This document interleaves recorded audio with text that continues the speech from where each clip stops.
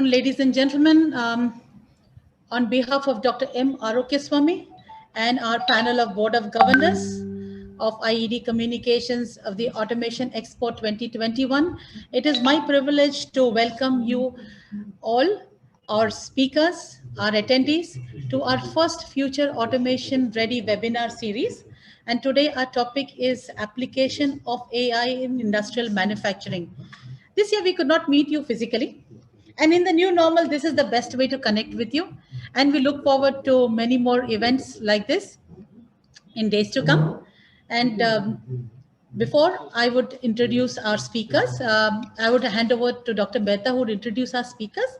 I would like to show you a brief presentation on Automation Expo 2021.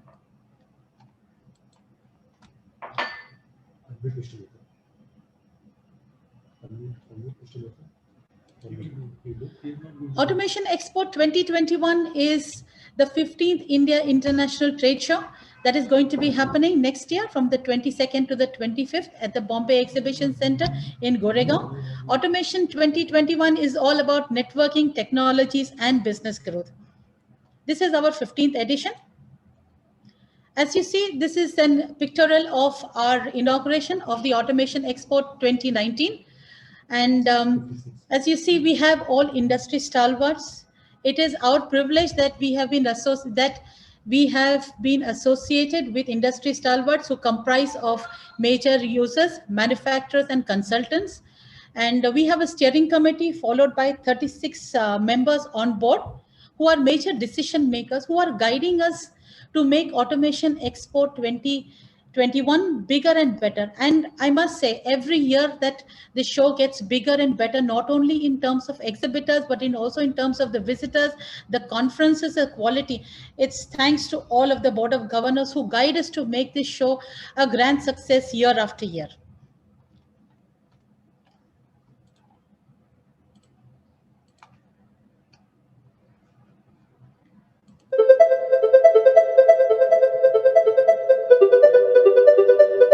Well, that's Automation Expo 2021.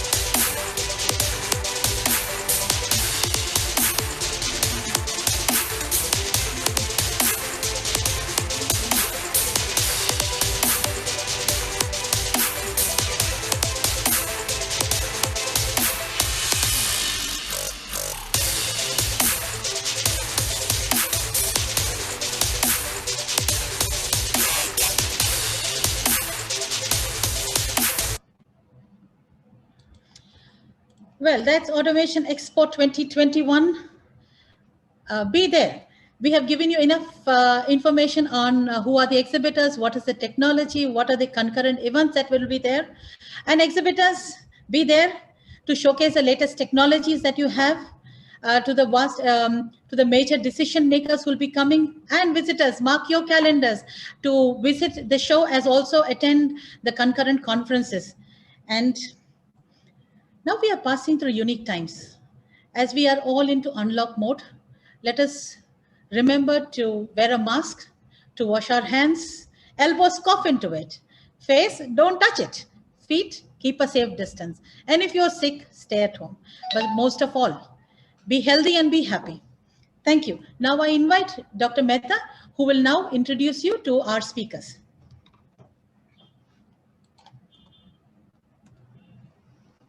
Good afternoon, ladies and gentlemen. A warm and hearty welcome to the Future Automation Ready webinar series organized by IED Communication.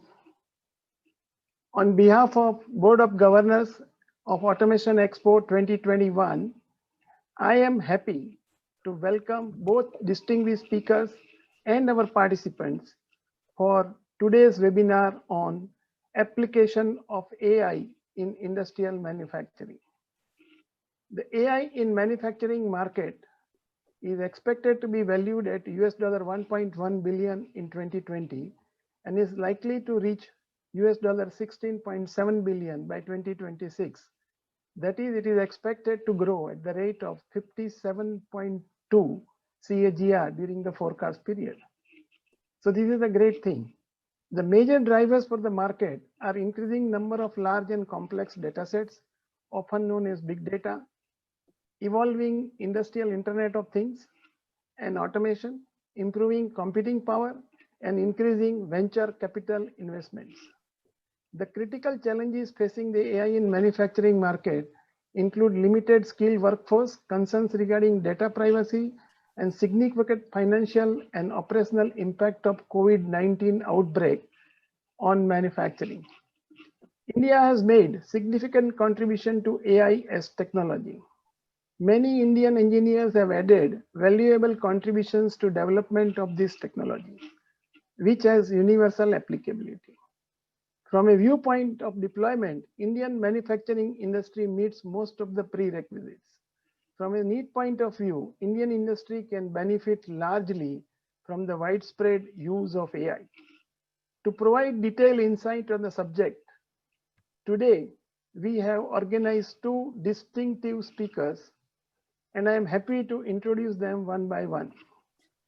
Mr. Damodar Sahu is the Domain and Digital Strategist, Automotive at Wipro Limited, USA. As a design thinker, Damodar works at confluence of business and emerging technologies.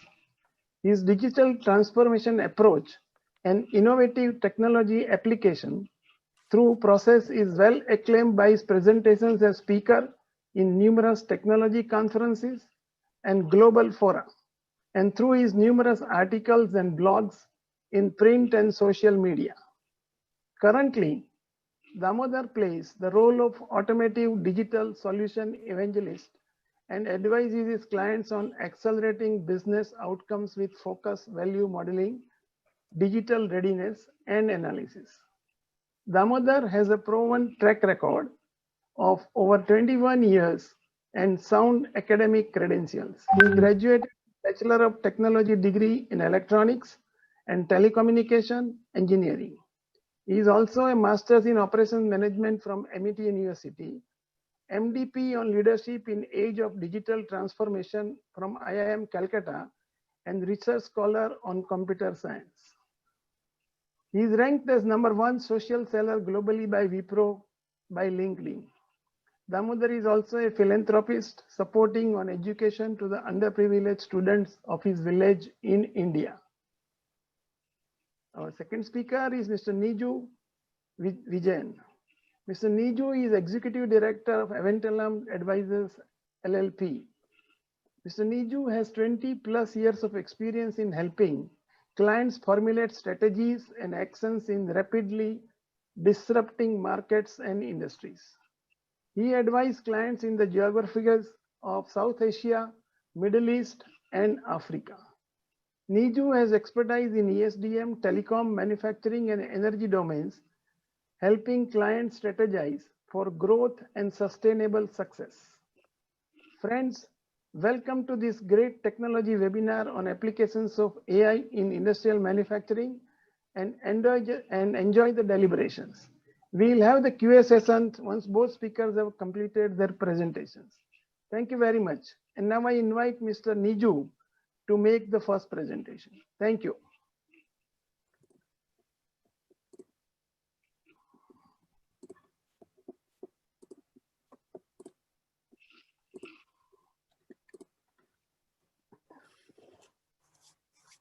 Thank you, Mr. Mehta. Thank you for the generous introduction. I hope I am audible to everyone. Yes, you are. All right. So a very warm welcome to everyone who is attending from whichever remote location you are in right now. And it's my pleasure to be here. And I would also like to thank Industrial Automation team for having facilitated and provided me the platform to share my thoughts. And I hope I will be able to share whatever little I know with all of you. And as I always say, that any participation in an event is also an opportunity to learn.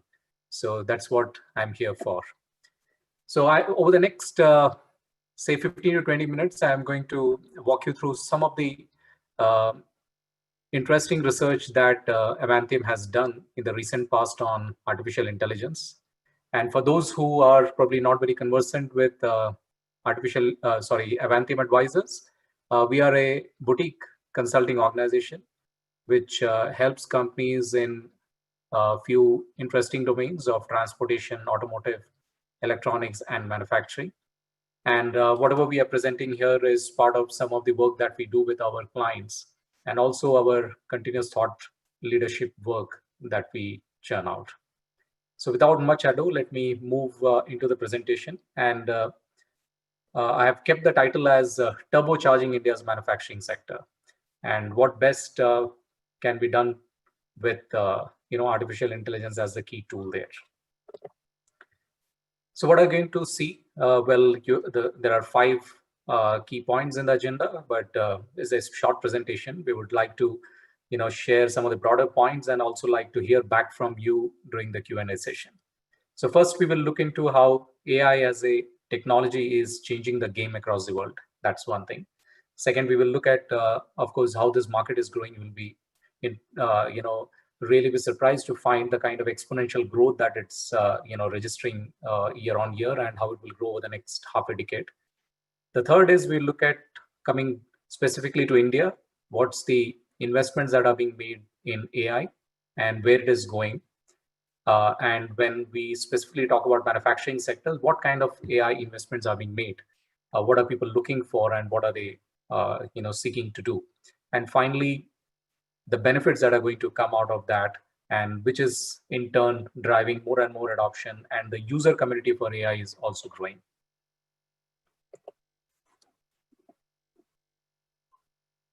Before we get into that, I think it's good to kind of set the context as to where the AI started. We all know that AI is not a new technology. It has been there for the past, I would say, 60 to 70 years. 1950s when it actually started, and it kind of for the next 3 decades more or less remained dormant. If you ask me what's the reason, probably I would not be able to comment on it. Maybe because the world hadn't come to a maturity level that it could utilize it, leverage that technology. So it kind of remained there where it was developed, and those who developed it probably didn't find enough applications. And then in the mid 80s is when there was a resurgence of AI that happened. But still, I would say that we didn't talk too much about it, didn't do much. We had only a little bit of work that happened on the AI.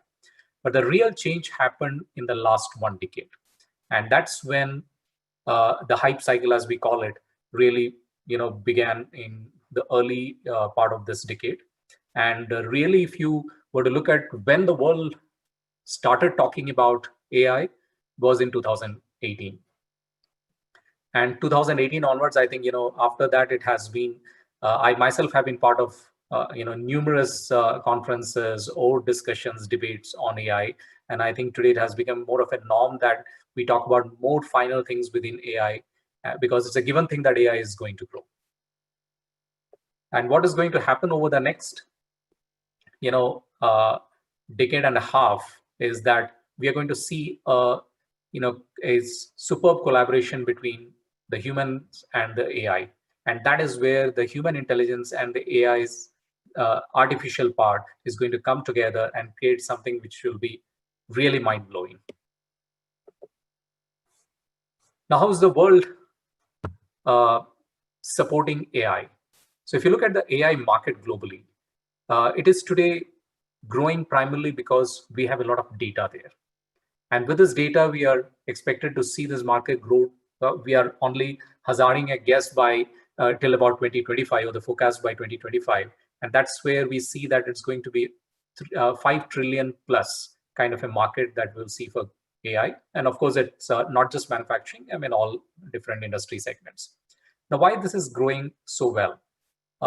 One of the things that we all know that in the last decade, enterprises have gone in for digitization in whatever they could do, and that has resulted. So the moment we talk about anything which is digital, we have a lot of data that gets produced, and that availability of data is the primary feed for artificial intelligence. And then why artificial intelligence came as a strong wave is because if you look at businesses, they have all been trying to innovate. They have been trying to differentiate themselves so that they could capture new markets. They could address the unique and specific needs of their the customers. And that's where AI came in and created that, or offered that tool which could create that differentiation. While growth is happening, at the same time there are enough challenges too. And one of the key things as we see is privacy of the data is definitely a big concern area. You would know that the Europe has got very strong data protection laws, which it expects all the partner countries from different regions also to adhere to it or comply to that. And that also would bring in a certain level of limit to what kind of a data, how you can use it for making it better and efficient. And the second big challenge that we see, and this is more so for India, and I would probably touch upon that as when we come to the India part, is that skills availability is a big challenge. It's because this is a highly specialized area, and you need to train people to do the work on AI. So hence skills which are available today, or what is being taught, probably is at a very nascent stage, and that needs to develop for the world to actually leverage on this technology in a big way.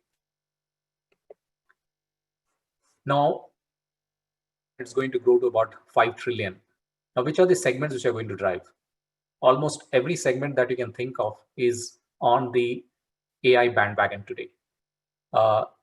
You talk about the telecom or the media services, or you talk about healthcare, which has got a lot of data which it churns out every minute, to transportation, which is today one of the blue-eyed industries for any technology infusion. And when I say transportation and automotive together. But what we would be very interestingly looking at is how manufacturing is probably in the forefront. Manufacturing has the largest share of the contribution to make to the AI market. You can see that this global numbers, I mean, from this year onwards, we are talking about, a growth of almost like 17 or almost 18% coming from the manufacturing sector itself. And that shows the potential of this sector when it comes to the AI adoption. So there's a lot of things happening, and we will see what is driving this.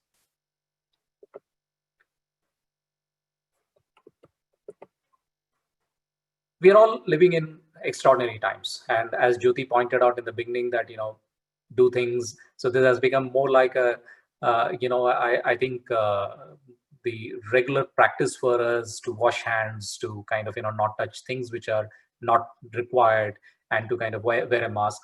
So COVID times are bringing out, definitely a difficult, character, but at the same time, it is also bringing out a lot of opportunities. And that is where we see that for a country like India, there's a lot of opportunity that it presents. If we just keep out all the negative part of it, the positive is that it has, disrupted supply chain globally. And India, being part of a global supply chain, has been very badly affected. On the other hand, we also see that there are certain, issues which are on the geopolitical scenario, especially on the, with the neighboring countries. So all those are making India and the policymakers and the industry to look inward to see what can be done to overcome this kind of a challenge. And that is where we see that the tech spending is going to increase dramatically over the next 6 years. So the first one you can see that, I mean, one is that we talk about a 5 trillion economy to be achieved in the next 5 years' time. And if it has to be achieved, obviously, we cannot go on the same path, or we can go on the normal, regular path to achieve that. There has to be a disruptive way of reaching there. And that disruptive way to reach there has got one of the best vehicles available, which is the AI. So if you look at the tech spending, we are talking about moving from 240 billion USD to almost like 1.5 trillion USD is what we are going to spend over the next 6 years. On the other hand, we are also on the other hand, we see that the spending of AI, which is a subset of the total tech spending, is also very interestingly moving from just 16 billion in last year to almost like half a trillion over the next 6 years. So that's the kind of exciting opportunity that we are looking at. Now we all know that when we talk about the manufacturing sector, India has traditionally seen that the manufacturing sector has not contributed anything more than 17%. That has been the best number. And I think today we are somewhere between 15 and 17% in terms of the manufacturing contribution to the GDP. So for a country to actually grow really well and grow in a sustainable manner, as we have seen across the world, the manufacturing sector has to contribute not less than 25%, at least 22% to have a healthy growth for a long term, and which is very much possible in the country. So if India has to hit a 25+%, which is the potential, of course, AI will have to play a major role, because AI can bring in that kind of an inorganic growth possibility, which otherwise will not be there if we are trying to grow organically, because we have just about 5 years and we have a significant ground to cover in this meantime. So what we are saying is that this 5 years is going to be the window of opportunity for India by adopting AI and achieve what it would like to do and be there among one of the top economies in the world. So as I mentioned, we are talking about a 5 trillion. Now, who is going to contribute? The manufacturing sector has to contribute, as I mentioned, because at 25%, 1/4 of the economy has to come from the manufacturing sector. Now, if it has to come from there, many segments within the manufacturing sector has to contribute. Whether we talk about automotive, which is the largest contributor to the manufacturing in the country, to the process segments of oil and gas, to the petrochemicals, to the chemicals and cement, everything. All of them will have to kind of step up, absorb more technology, and as part of the technology, there will be more AI coming in, which will enable them to move up. And what is looking very positive, as I mentioned earlier, that the enterprise level digitization, which has been rolled out, or which was something which was ongoing for the last so many years, has now come to a point where the manufacturer are able to see that there is a lot of data. Now we can actually put it to good use, and that's where AI will come in. And we also see that the manufacturers will also be very happy with the fact that if we have to use AI, getting the process efficiency is going to be much more easier. Otherwise, what you would have spent time, energy, and a lot of man hours, that can be done much more easier because you have something which will bring in the artificial intelligence into it. While there are different types of artificial intelligence that gets adopted in the manufacturing sector, but what we believe very strongly, going by the character of the country, it will be the augmented and the assisted intelligence system, which will be in the forefront of doing that. And there's a reason for it. And the reason is that India still has got a lot of people who can actually, contribute in terms of, hands in the manufacturing. So you need a technology which can complement rather than displace them. And that is where we will see augmented and assisted intelligence system, which will make sure that, as I mentioned, complementing the human intelligence and making sure that whatever is the target that is achieved. Now coming to the last part of it, where I'm talking about what kind of benefits are there. Why would more companies come in large numbers and become, AI followers? They will adopt AI into their manufacturing systems at the enterprise level, and that will kind of, stimulate more of their peer companies to come in, more of their adjacent industries to come in, more of their, the ecosystem partners to come in. All those will kind of, ensure that we are spawning more and more of AI followers, AI adopters in large numbers. So today we see that in manufacturing, there are definitely a lot of areas, and in the interest of time, I couldn't list on all of them, but at least I picked up something which looks very interesting and which has got more number of people who are hooked onto it. So one is the digital twin. What are we doing to the digital twin?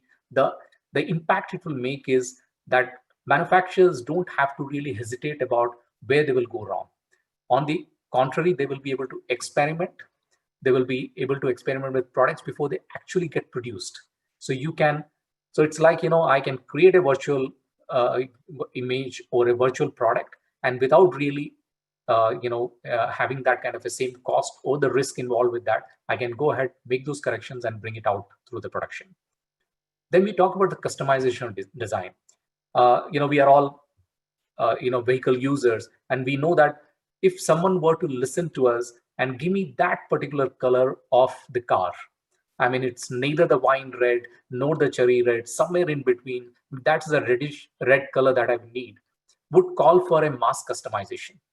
But this is very much possible through this particular technology. So we are talking about customization of design, which will address a large number of customers, which will in fact, because every customer user community will have a lot of diversity. But as a manufacturer, I will be able to address as many of the needs within the customers as possible.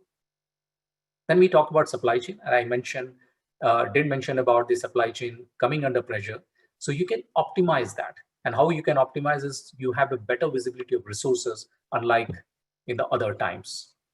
The second, which I think a lot of companies are today focusing on, is on quality assurance. And you can have the right kind of algorithms written on it, which can provide you with the best combinations of the product, and you can decide as to which one you will choose and which one you will actually reject, to ensure that the kind of a quality requirement you have is met. On the other hand, it will also provide for the alarm systems within the the manufacturing, which will ensure that if there is something which is deviating from the set standards, that's called out immediately before there is a damage done, and you have zero deviation from the set standards. Third is predictive maintenance, and that's where I think, if I'm not wrong, most of the companies are today investing in there.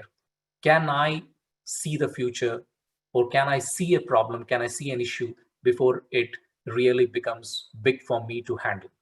So it's like, I mean, in simple English, if you typically we say that nip it in the bud. So we would say that even before it's in the bud, you can actually see that and take corrective actions. So it is to forecast downtime, it's to take preventive action and do that in such an accurate manner that your resources are not tied down there. And when you do that, you have a certain budget that you set aside for the maintenance every year. That includes on the spares or includes service, because you might have something which is one of its kind of equipment, and that is only being supplied by, say, one or two suppliers. So to get someone to come and attend is going to be difficult. So instead of that, if you can see that when it is going to have a problem and take a corrective action in time, then you are going to save resources on that. Edge computing is also an interesting thing that you would have heard of late, is where we are trying to build in more intelligence into the distributed devices everywhere, and that's going to create those devices into smart devices, which means that they can actually do the processing at that level, and you can actually have the intelligence built into that, and those one will talk to the one at the next higher level, and a network set of devices and make sure that the best of the output is achieved. In terms of the safety, I mean, we know that today, unlike a few decades back where safety was not of that importance, today it is of paramount importance because it is directly linked to the the reputation, the brand of that particular company, and having a certain safety level is something which is definitely required. And finally, what are we trying to look at? The whole thing is about cost. The whole thing is about ensuring that we have a control over the cost, and that cost can be nothing but it is directly impacting your bottom line. And that is what every manufacturer, every company will look for. If I can get a higher profit by adopting a tool, I have my return on investment. So with that, I will sign off, and with a very interesting quote that I would always get reminded, and that's very apt for artificial intelligence, which is by one of my favorite management guru, Peter Drucker, when he said the best way to predict the future is to create it. And today with artificial intelligence, we are actually creating it. With that, thank you very much, and I look forward to any questions that you might have noted down towards the end of the session. Thank you very much. Thank you, Mr. Vijayant, for a wonderful insight. Now we invite Mr. Sahu to make his talk. Yeah, thank you, Niju.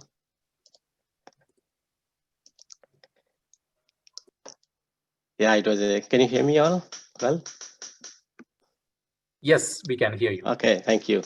So, namaskar and good evening to all of you. I have joined from US. So it's a nice quote from Niju. And I will talk about the AI, especially I will focus on how AI should be safe and ethical, and it is all powered by data. Yeah. So let me Niju, my friend, end his conversation with a great quote. So let me start with another nice quote, right?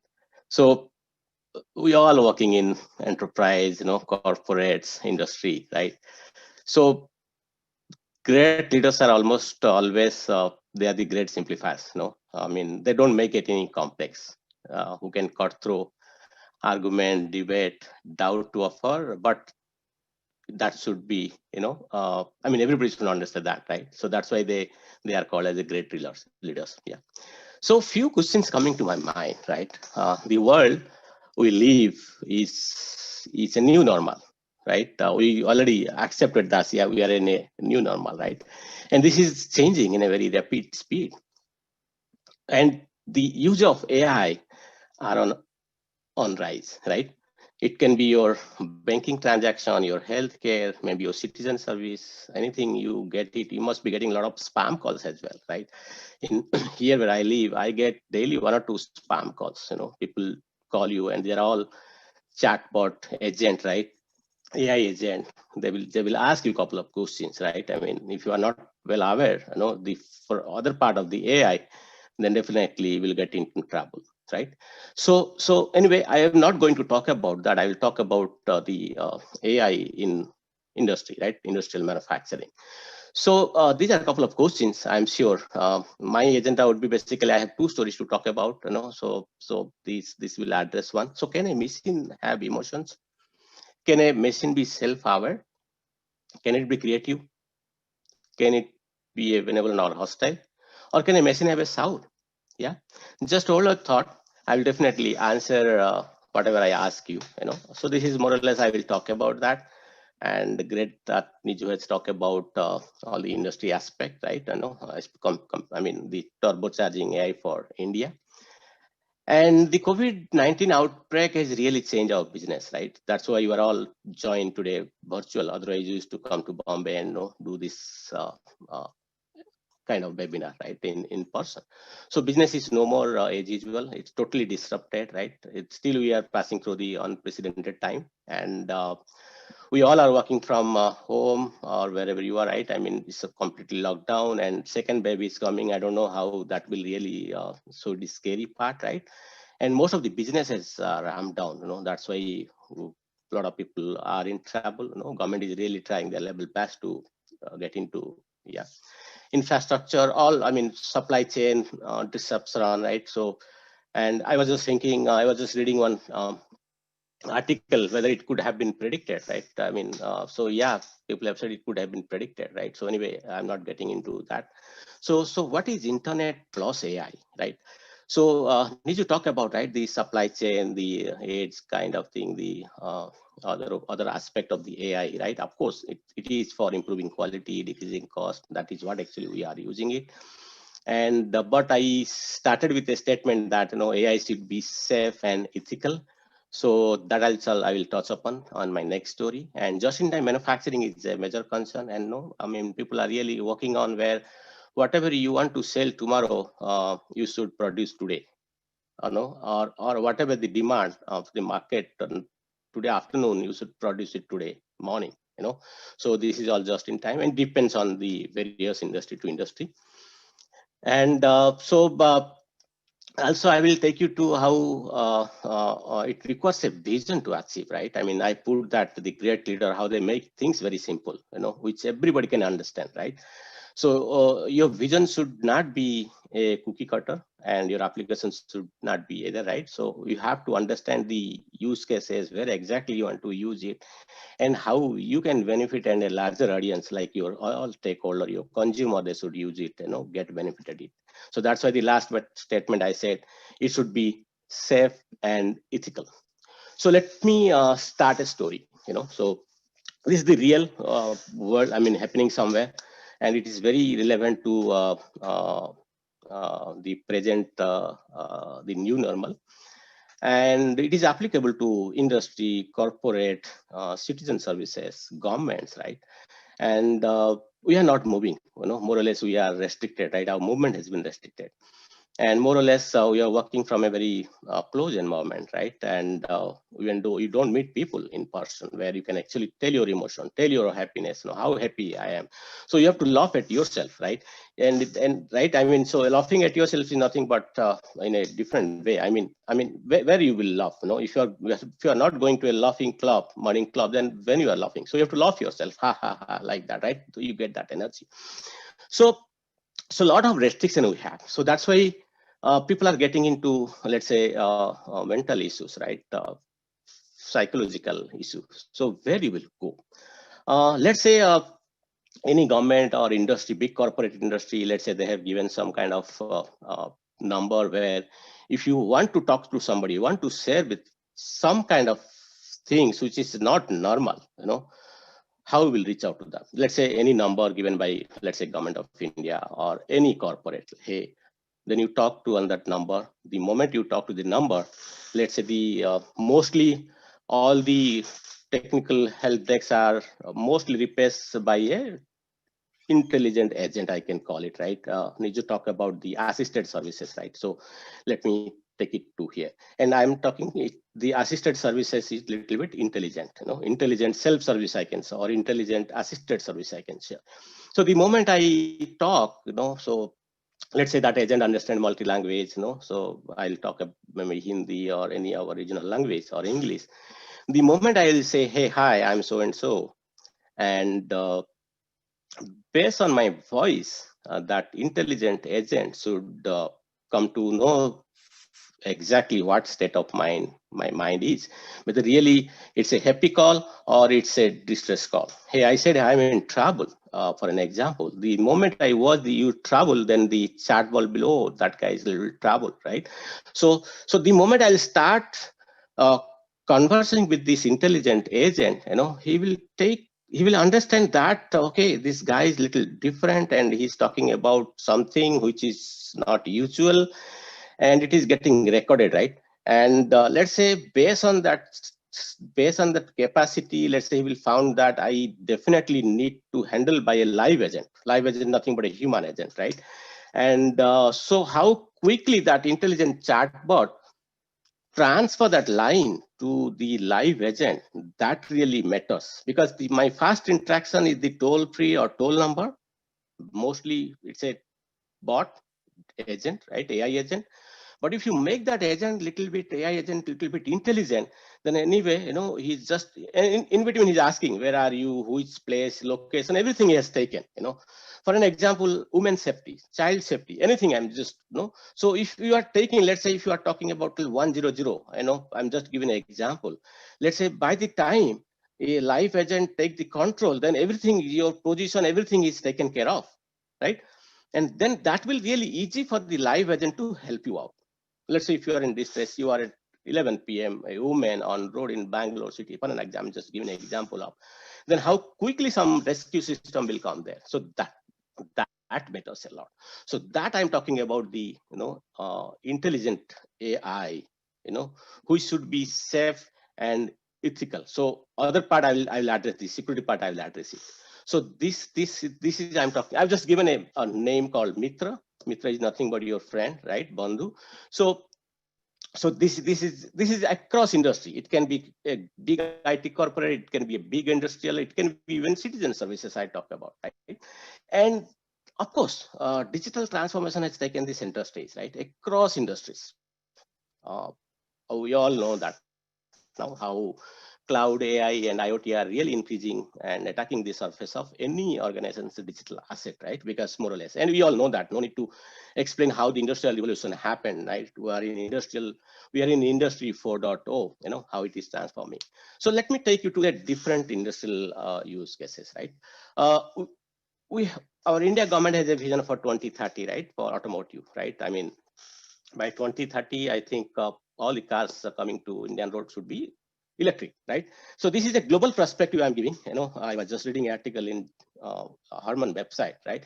So the automotive industry is undergoing a massive digital transformation right now because of this COVID. Also, you have seen how this cell has really, now it's picking up, but globally, I mean, they come down, right? So by 2030, most of the cars will be connected, autonomous, shared, and electric, right? Even few of the OEMs, even they are working, in Indian context, what we normally ask for, what is the mileage per liter. Now people are moving that mindset to experience per mile, all right? I mean, of course, we are in shared mobility. We have most of the cars connected. Of course, autonomous is a different thing, right? And of course, electric, we are also, India is not left behind. We're already there. But how you will create a consumer-centric innovation principle? So that, and how will you do that? Without using anything, any automation tool, you can't do that, right? So if you see this figure, let's say by 2020, this is the current state, and by 2030, this is the forecast, right? 96% car will be connected, 79 followed by 26, and this is a global figure of 24, electric by 2030. What does that mean? And that means what? Your future car is your mobile office, right?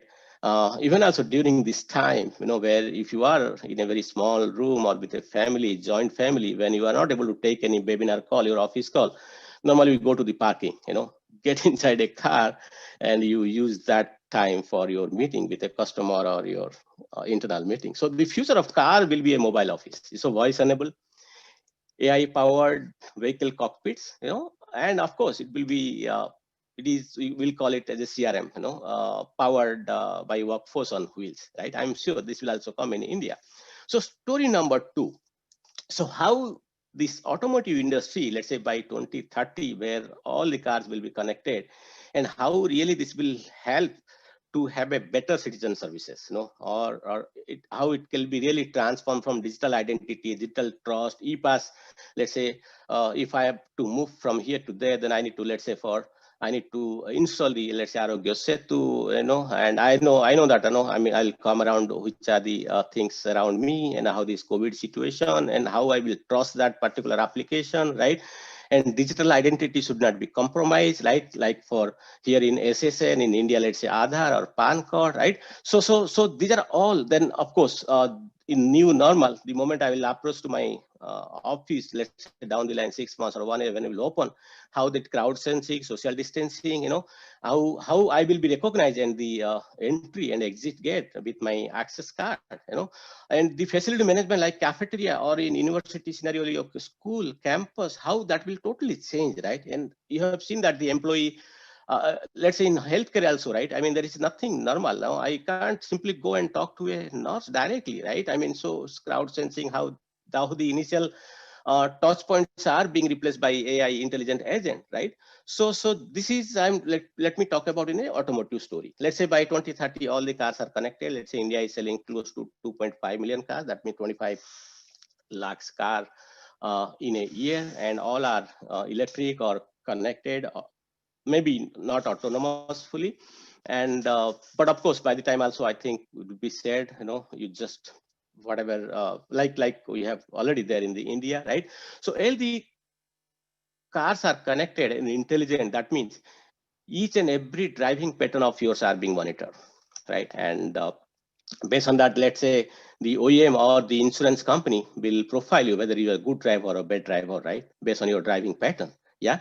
And if you are a good driver, let's say you are on a red carpet, right? I mean, there is a green corridor for you. And let's say you will be labeled. I'm just giving example. No, I don't know how that will happen. But yeah, let's say you will be given a different kind of environment. Okay, you are a good driver. Let's say you are more than 90%. So you are on red carpet. You are on a green corridor, right? And if you're a bad driver, that means your entire driving pattern is monitored. If any case any accident happened, then if that car is in that area, then definitely the legal team or the police or the cops, they will definitely put a check on your pattern, right, where you move, because everything is monitored. And based on your driving, then the the automotive insurance will fix a price for you, right? And so why the good drivers will pay the same insurance like the other drivers are paying, right? So how that, and again the emission, I mean, let's say pollution control, right? I mean, if you are maintaining your car well, then why should you scrap your car beyond 15 years or 10 years based on the state rules, right? You can simply say, hey, my car is healthy, right? And similarly for maintenance, right? So this will definitely give a what you call reward mechanism to the citizens to behave properly on road. That means that will really trigger to become a bad to average to a good driver. If you are becoming a good driver, then I think everything will be good, right? And of course, right? So that is what I want to focus on. There are many things which government can use, with this autonomous, this connected car data, because it's all collected on real time. And with AI, a lot of citizen services can be done, right? In case of e-call or b-call, if you European, let's say there is a emergency call. Let's say you met with an accident, right? So let's say we have a black box in the car. That black box will pop up, and if you are critically injured, then definitely you will say, I need a help. Then suddenly that will connect to your, let's say, in 100 or 101 for fire, and both the things will come and rescue team will come immediately. So without the intervention of any guy to call to the 100 number. So that I'm talking about the emergency e-call or breakdown call. Breakdown call is different, right? I mean, you can, anyway, you have time, you can wait it. So let me skip story number 3. It is the healthcare one, and because of the timing. And then what is the next? Actually, the future of AI, I told it should be safe and ethical, right? And AI impact is everywhere. And as you know, we are all working remotely. Mostly we depend on. So that's why the security aspect is very huge. So you have seen how the attacks, right, happened in a lot of corporate, in automotive also happened a couple of months ago, right? And the cyber criminals are very active these days, So how AI will really take control on the security aspect, that will take that enterprise a long way, right? I mean, that's why if you see war robots, especially in US, where their major of the revenue comes from the arms and all that. So how humans might use AI in it is really threat. I mean, so that's why I always focus on how it should be safe and ethical. Even if you're using for war, then how it should be safe and ethical. That matters a lot, right? And security aspect, of course, how you can actually predict a threat coming to your system, to your enterprise, right? And how quickly you can actually detect it, that will take a long, otherwise you are compromised. Once you are compromised, you know how you will be used. So I think I should stop here, and we'll take a few questions. Thank you, Mr. Sahu. So that was 50 minutes of technology from two experts. Now I invite Dr. Raman, who would, and also Mr. Niju to come on board. So we'll have the Q&A session now.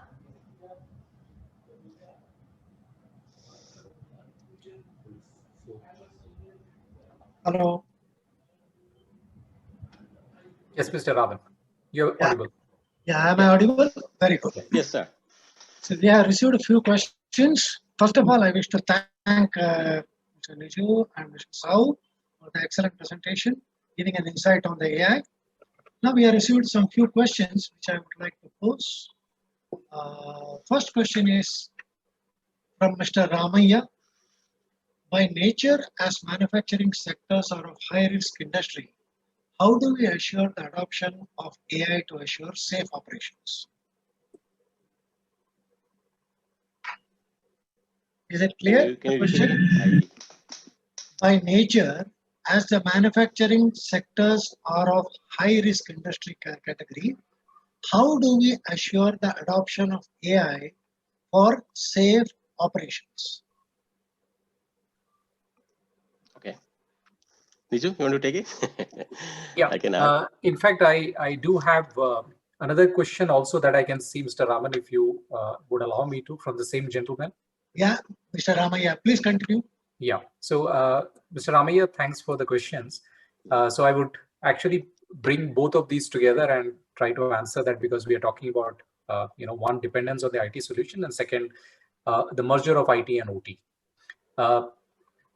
So if the way I have understood that you're talking about that, there is a high dynamism that is seen in the technology, and since we are highly dependent on, one second, please. Yeah, since we are dependent on the IT, can we assume the AI to assure safe operation? Is that something that I could merge and come up as a single question? So I would say that, of course, manufacturing, by nature, has got a high level of risk attached to it, because there is a dependence on supply chain. There are machineries. There are technologies which are probably not always in-house. So all these things are there. But when we talk about AI, AI is a layer which typically makes use of existing platforms, right? Existing data. So the risk is as good as the risk that you run with your existing system. But yes, what you could has as an additional area that you need to be watchful of is how you're going to utilize it, because the data can be looked at from different angles, can be I would say synthesized in a manner which can get you what you need. So you need to be careful about what you look for. The second, if you recall my presentation, I also talked about one of the risks that is involved is in terms of the privacy of the data. Now, you might have data from your partner companies in the supply chain. You might have data from your technology providers. You might have data from someone who would have given you a certain design. Now, how do you utilize that and ensure that you are not actually stepping on their toes and doing things which are still within the context of the law? So hence, the safe part of it is definitely is up to you how you utilize that. But as a technology, it will definitely not have any adverse impact on your operations. That's for sure. And just to add to the second part of it, which I mentioned that I just looked into that, you had asked this question on IT and OT. Let me also tell you that that was a reality, I would say about 5 years back, that we had two distinct blocks of one, the IT service providers, and there we had people who come from pure automation. Today, that they are coming much closer. These are no more planets which are kind of revolving in the solar system, but they are coming together and they are talking to each other. So and the best thing is that the AI is the one which has brought them together, because you need hardware, you need software capabilities to make it happen. So for that, these two will have to come together, and they're already coming together. Now, are these being done by the same set of people? That is a big question still. But I would say that instead of that, if what we see today is a more collaborative effort, and that's the way forward. Thank you very much, Niju. Now we have a question from Mr. Jairam Premkumar. His question is, digital twin is very complex and we always find many complexities during implementation. And we are talking about IoT, etc. How to address a technology concern with respect to availability of skills and understanding the probable outcome. In many implementation, we find it difficult to achieve ROI, and in some cases, not getting reflected in the bottom line.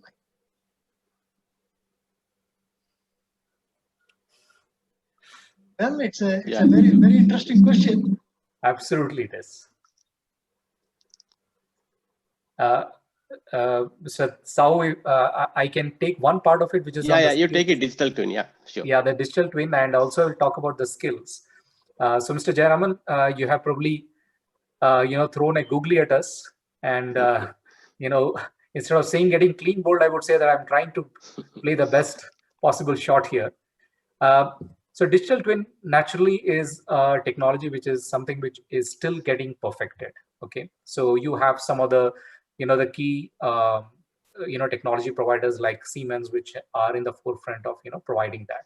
But yes, the fact is that, as it will always happen with any technology, that the initial years we are all in the trial and error stage, and digital twin is not too old. It has been there in the industry for not too long. So hence we are still getting still trying to perfect it. To coming to the question of whether it will reflect in the bottom line, yes, that question is something which cannot be answered by either me or by Sao, but someone who is actually offering the digital twin technology. On the skills part of it, I can definitely tell you that it remains a major challenge, and remains a major challenge for two reasons. That today we have the skills level. There are different levels of skills that we see. One is where you have the engineers who come out of the colleges, who are in the words of some of the leaders in the industry, they are unemployable. So you have to actually train them to a certain level, barring some of the top-notch institutions. The second is that those who are at a certain mid-level of their career, who have actually been there and done it for themselves. The third is where you have the experts. So at these three levels, it's like a pyramid.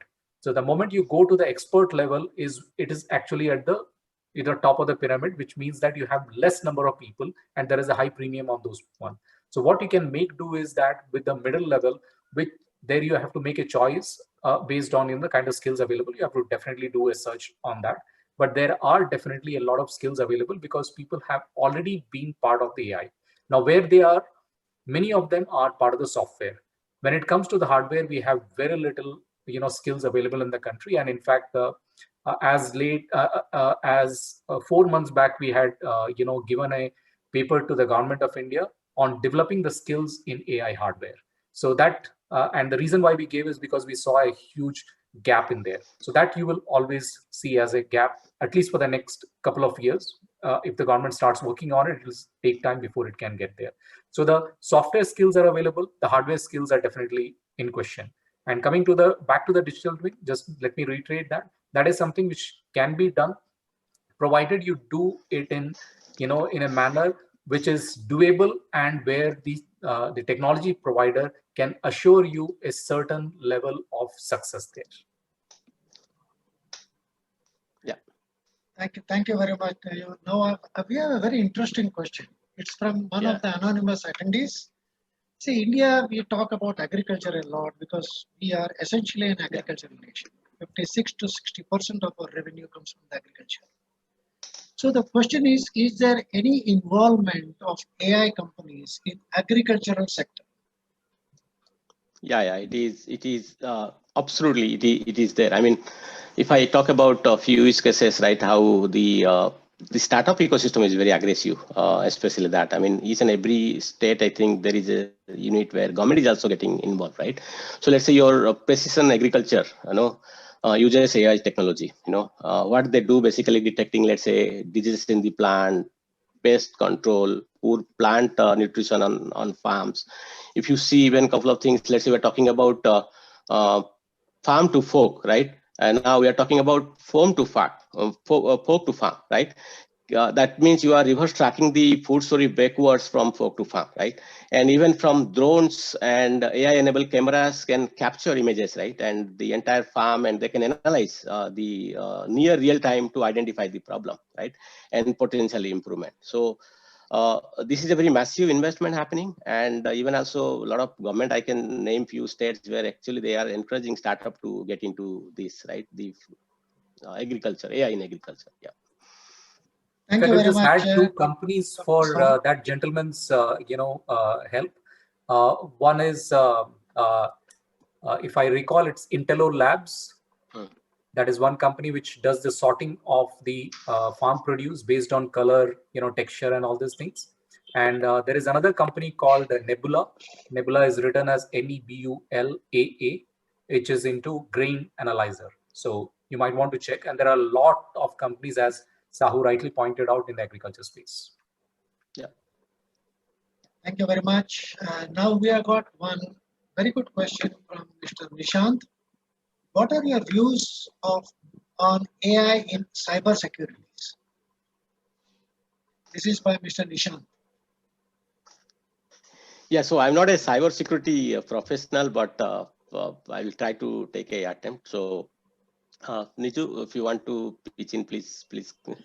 Okay, I'm also forward. not an expert, but one of the things I will definitely say that without really getting deeper into it is it's one area which is actually gaining a lot of importance as cybersecurity. Yeah. And the fact is that the cyber attacks can come from anywhere, on any kind, any time, and in any form.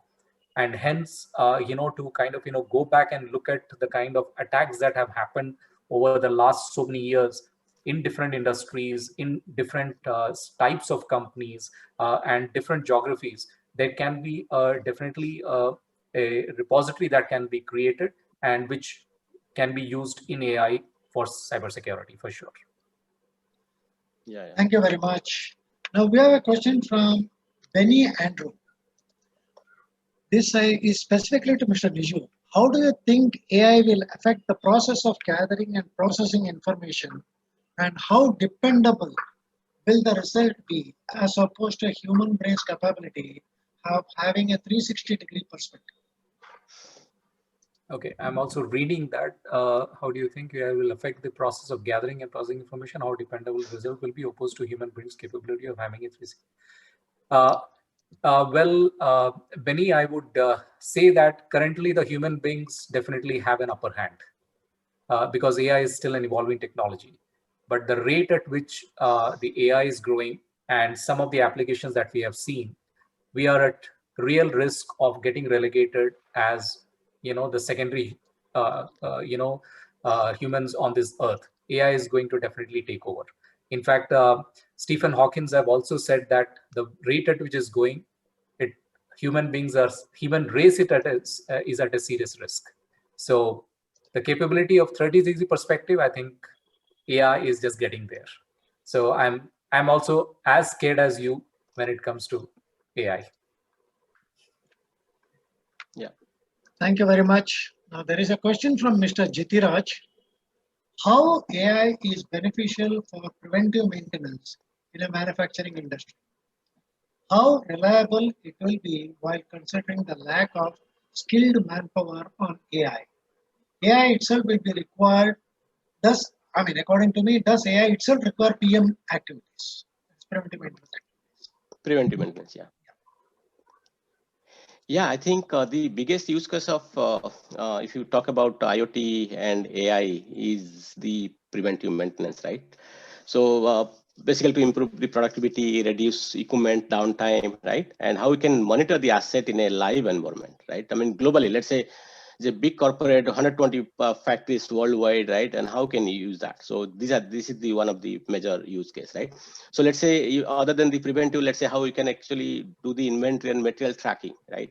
And how we can get the entire connected operational intelligence, right? The manufacturing intelligence, right? And how we can have a single screen operator view, right? How your machines are performing, right? It can be your fixed asset in an environment, maybe your customer's asset in customer place, right? And of course, then quality and yield optimization, I can say these are the couple of use cases, where IoT combination with AI, you can, and this is a great benefit of using AI into preventive maintenance. Niju, yeah. Yeah, I agree with you. I mean, I don't have anything to add. I mean, I think you summed up very well. Thank you very much. I think, Jyoti, we are running out of time. Can we? So we Take have one- another 10 minutes to go, so we can take a couple of questions. Yeah. Okay, fine. Thank you very much, Jyoti. See, one of the question, it's a very generic question, but I think we should take this up. Industries should separate data network from normal office IT infrastructure, because if same network data can be accessed from other source, please clarify. This is by Sonakshi Chauhan. Trying to read the question where it is. Industry should separate data network from normal office IT infrastructure, because if same network data can be accessed from other source, please clarify.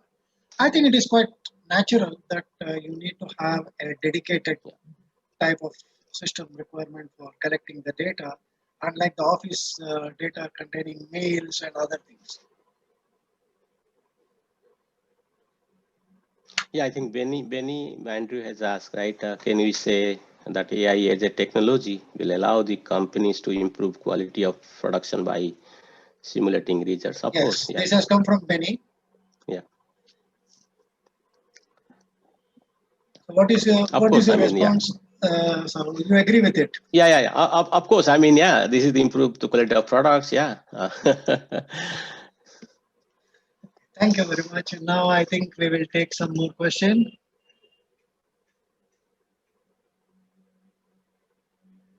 There is another one from an anonymous attendee. If you see that it's an interesting question. When we are talking about AI, there'll be more job than we don't even know. As electronics engineer fresher and interested in hardware sector, what are the hardware skills I have to gain, which will be booming in the next 10 years? I think this is a good question for the upcoming engineers.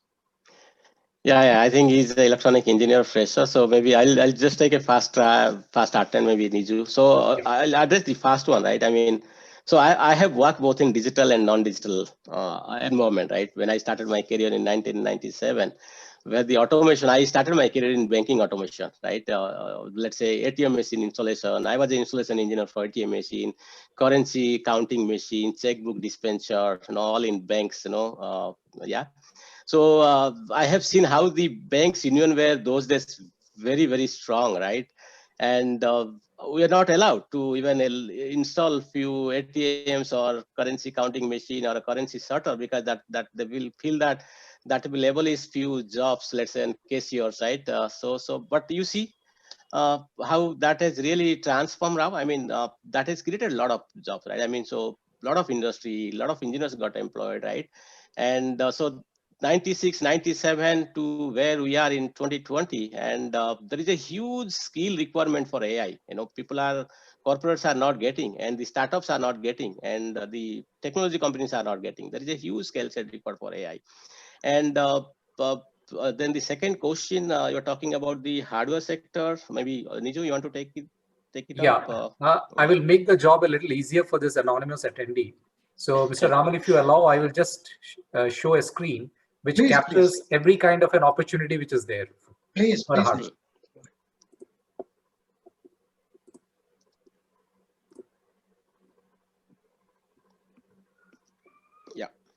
Yeah. So can you see that? Yeah. So here, if you look at the slide, we are talking about the different sectors like agri, healthcare, mobility, manufacturing, retail, and fintech. And then we talk about what kind of a hardware job profiles are there. And what the best part here is that we are not saying that is only for electronics engineer or electrical engineers. We are saying that we are talking about those coming from instrumentation, and other streams. They have an equal chance as computer science guys. And then we talk about what are the kind of basic hardware skills that will be demanded by the industry. And this is based on the industry's, feedback. So this is as authentic as it can get. Then we talk about what the skills which are, desired, what kind of platforms would be there. And then, of course, what are the other optional things that you can look at? So if this helps, definitely you should go for it. Thank you very much, Niju. This is a real eye-opener for everybody. Thank you. Yeah. Thank you very much. And I'm sure that we have responded in a very positive way to that. Now, there is another thing. I mean, I'm also a bit confused. So I thought, let me take it up. This is the last question which we have received. What is the difference between strong artificial intelligence and weak artificial intelligence?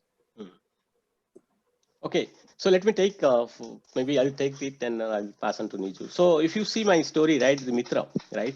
So where do you find that strong artificial intelligence or the intelligent artificial intelligence, I can say, right? I talk about the intelligent agent, right? I mean, it should be emotional, and then I ask a question whether they have a soul. I don't think they have a soul, but they should understand how you feel. Let's say if you are using a few words which are not professional, then he will feel that no, this guy is not comfortable. If you say I am sad, if you say I'm in trouble, if you say I'm in distress, right? And the agent, I mean the intelligent agent, I mean talking about the chatbot, so understand, okay, you are in a different environment. Or you say I am happy, good to talk to you, hey guys, how are you doing? That means that will feel that you are happy, right? And the weak artificial intelligence, like let's say for an example, I can give, let's say you are talking to, let's say you are getting a call, right? I mean, mostly the chatbots are calling you, and they are not more intelligent. That means they are not fed with more data, right?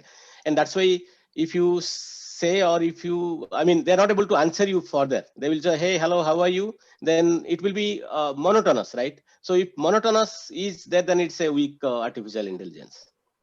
Niju, over to you. Yeah, I don't know whether to kind of classify it as strong or weak. I would say that the very fact that how it has been built and for what application. For example, if it is a critical application, obviously you will not have these kind of problems. So it will be built for that application wherein it would have taken into account all those requirements of a user and built it strongly so that, I mean, it can take care of everything. So for example, if it is a chatbot that you're talking about, its need is only to answer a few things. And if the the visitor to that particular website, or the someone who's interested to buy a product or service would be reached out in today's context. I mean, it doesn't have to be that the artificial intelligence really puts his hands out from the screen and say that, okay, look, I'm going to help you here. So it's as simple as that.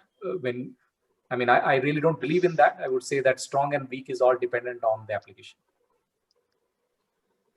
Thank you very much to both Mr. Sahu and Niju. I will take one last question. What are the upcoming connectivity challenges in AI? This is from Mr. Nilesh Patil. Do you foresee any upcoming connectivity challenges in AI?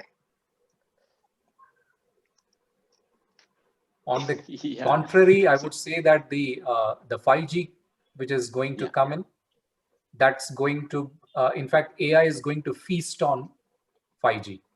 5G is just tailor-made for AI. So the amount of data it's going to flow in. So by next year, when 5G becomes a reality in India, our assessment is that the AI is going to see exponential growth from there. Thank you very much, Niju. Thank you very much, Sahu. I would now request Jyoti to please take over for the next proceedings. Thank you, Mr. Raman. Thank you, sir. Thank you, sir. That was a wonderful interaction with all our attendees and our speakers. I'm sure all of our participants also had a good insight on the technical as well as the business aspect of AI. And I invite Dr. Matthew to come aboard.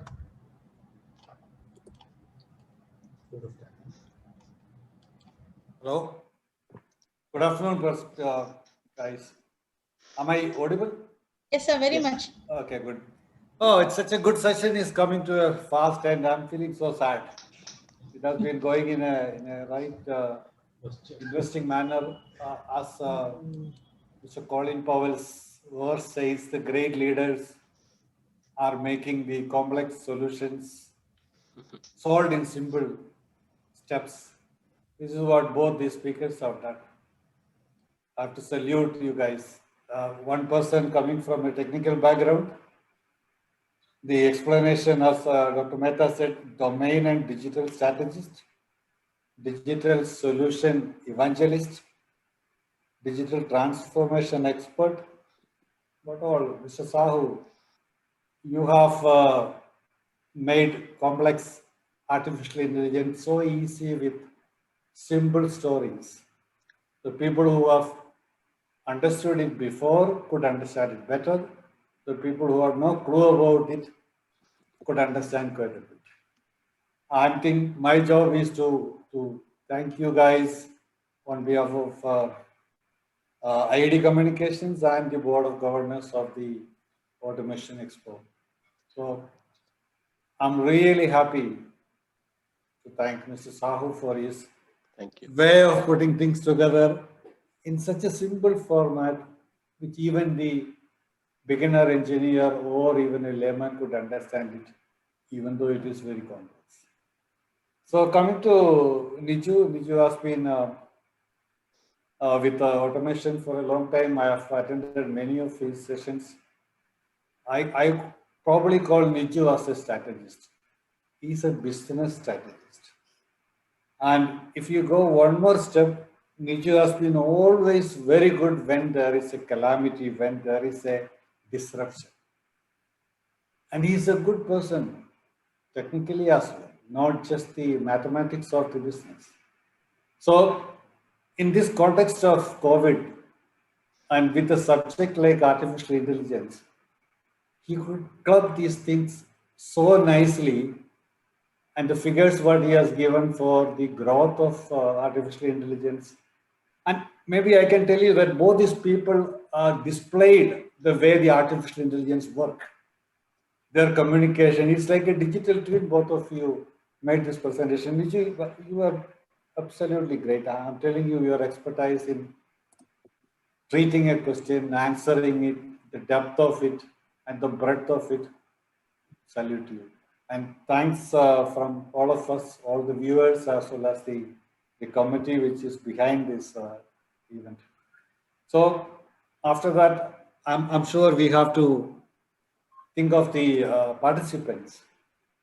You know, there are webinars every single day, n number of webinars happening because of the COVID situation. People cannot go to office, people cannot go for exhibitions. So webinars are the way forward. And among such a quantum of webinars around, still a lot of people have logged in. They have registered and they have come for it.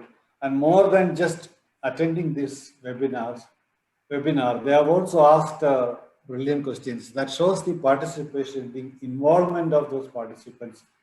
Let me salute those participants for having registered and been part of this webinar.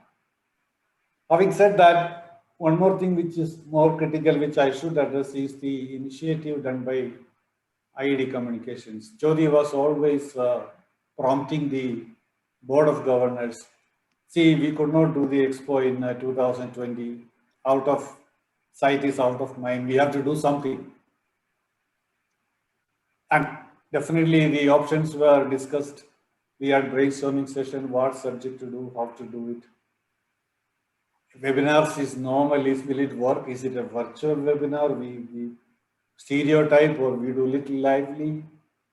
Anyways, now it has come to a shape, and I'm very happy the outcome of this webinar, the way it has happened, the way it has been presented, and most importantly, as I said, the selection of the speakers, which works perfectly good. So I have to thank or appreciate IID Communication and the especially Jyoti for arranging such a webinar, which would definitely give advantages to the participants with regard to how to approach the AI and where we are today. Last answer from Niju was even more critical. With 5G coming in, definitely it will be an outbreak towards the artificial intelligence in India as well. So with these few words, I would like to conclude my vote of thanks. But then, this is not the end of it. This series of webinars, which comes under the automation, future automation ready, webinar series as another 4 topics to be covered. And you can see those topics on the screen. And these topics are to be covered in intervals of 2 weeks. So the next one is going to be on the 16th of December.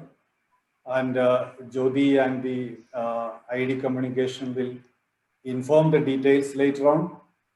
But making sure that you guys are all there and seeing the way this webinar has been happening. Always the word of mouth is the biggest marketing tool. You guys have to get your friends also in so that the seminar will become more successful and the outcome will be beneficial to the industrial community and the automation community in India. Thank you very much. Thank you, sirs. And until next time, stay safe. Thank you. Yes, sir. Thank you. Bye-bye.